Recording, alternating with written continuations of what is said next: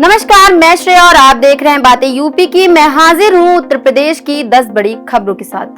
अब पेंशनर्स को जीवित होने का प्रमाण देने के लिए ट्रेजरी जाने की जरूरत नहीं है।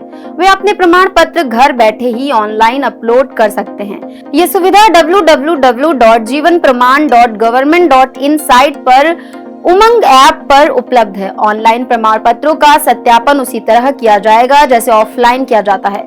कलेक्ट्रेट ट्रेजरी से लखनऊ के 44,000 पेंशनर्स को पेंशन दी जा रही है और जिनका प्रमाण पत्र नवंबर व दिसंबर में समाप्त हो रहा है, उन्हें जल्द से जल्द अपलोड करना चाहिए। ये व्यवस्था पेंशनर्स की सुविधा के लिए की गई है। यमुना एक्सप्रेसवे के किनारे राया में नया शहर बसाने की योजना को प्रदेश सरकार ने मंजूरी दे दी है। मास्टर प्लान 2031 के तहत राय अर्बन सेंटर का क्षेत्रफल 11,653.76 हेक्टेयर होगा। इसमें औद्योगिक, आवासीय, व्यावसायिक और हरित क्षेत्रों का विकास किया जाएगा। विशेष रूप से 1,520.51 हेक्टेयर भूमि पर्यटन विकास के लिए आरक्षित की गई है। ये नया शहर आगरा, मथुरा और अलीगढ़ के लोगों को रोजगार के अवसर प्रदान करेगा।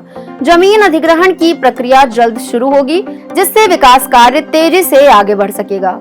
अब बढ़ते हैं अपनी अगली खबर की ओर। मेरठ की वायु गुणवत्ता में लगातार गिरावट हो रही है, जिससे ये देश का 8वां सबसे प्रदूषित शहर बन गया है।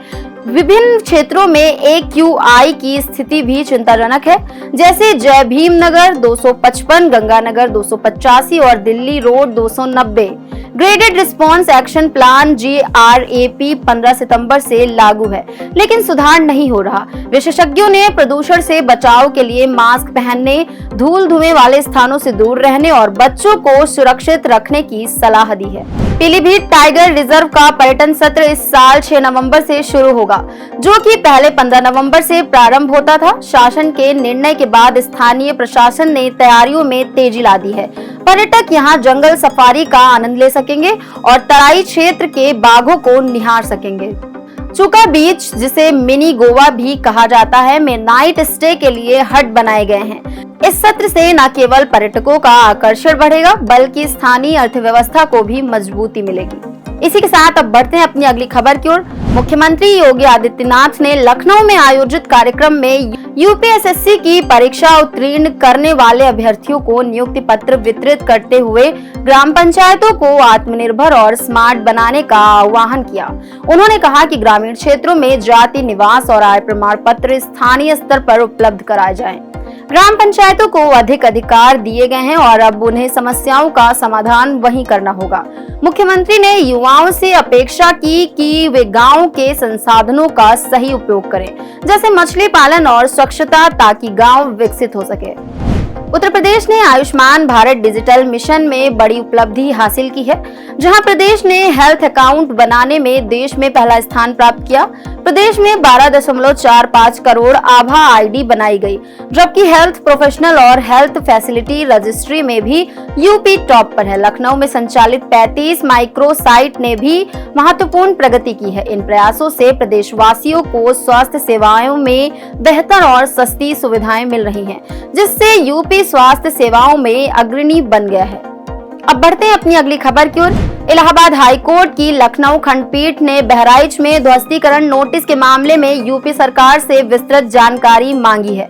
कोर्ट ने स्पष्ट निर्णय दिया था कि जिस सड़क पर अतिक्रमण का आरोप है, उसकी श्रेणी और वहां बने घरों की संख्या बताई जाए।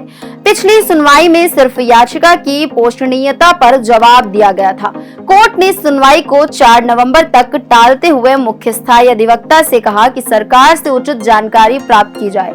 यह आदेश association for protection of civil rights की जनहित याचिका पर पारित किया गया। मुख्यमंत्री योगी आदित्यनाथ ने कहा कि उत्तर प्रदेश की GDP मार्च 2025 तक 32 लाख करोड़ रुपए तक पहुंच जाएगी।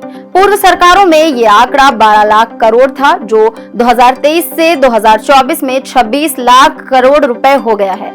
ODOP योजना के जरिए राज्य की ब्रांडिंग पर जोर देते हुए योगी ने माफिया के खिलाफ जीरो टॉलरेंस नीति की बात की और 64,000 एकड़ भूमि का मुक्त कराने का दावा किया। उन्होंने कहा कि उनकी सरकार प्रदेश के विकास के लिए लगातार प्रयास कर रही है। इसी के साथ बढ़ते हैं अपनी अगली खबर की ओर। उत्तर प्रदेश का गंगा एक्सप्रेसवे जो मेरठ सहित 12 जिलों को प्रयागराज से जोड़ेगा का निर्माण अगले वर्ष महाकुंभ से पहले पूरा किया जाएगा। 594 किलोमीटर लंबे इस एक्सप्रेसवे से यात्रा की अवधि में कमी आएगी और लाखों लोगों को प्रयागराज पहुंचने में सुविधा होगी। औद्योगिक विकास मंत्री नंद गोपाल गुप्ता नंदी ने यूपीडा के अधिकारियों को निर्माण में तेजी लाने के निर्देश दिए हैं। उन्होंने 30 अक्टूबर तक गोरखपुर लिंक एक्सप्रेसवे के कार्य को भी पूर्ण करने की बात कही, जिससे विकास परियोजनाओं में तेजी लाई जा सके। इसी के साथ बढ़ते हैं अपनी आखिरी खबर की ओर। उत्तर प्रदेश में निपुण भारत मिशन के तहत प्री प्राइमरी से कक्षा 2 तक के विद्यार्थियों को गणित और भाषा में दक्ष बनाने के लिए अधिकारियों की जिम्मेदारी निर्धारित की गई है। खंड शिक्षा अधिकारियों एसआरजी शिक्षकों को विद्यालयों की निगरानी और निपुणता सुनिश्चित करने का कार्य सौंपा गया है। महानिदेशक कंचन वर्मा ने मार्च 2025 तक अधिक से अधिक विद्यालयों को निपुण बनाने के लिए नई गाइडलाइन जारी की है। जिन विद्यालयों में 80% छात्र दक्ष होंगे उन्हें निपुण विद्यालयों का दर्जा मिलेगा। तो ये थी दिन भर की 10 बड़ी खबरें। ऐसी खबरों को देखने के लिए देखते रहें और करते रहें बातें यूपी की। धन्यवाद।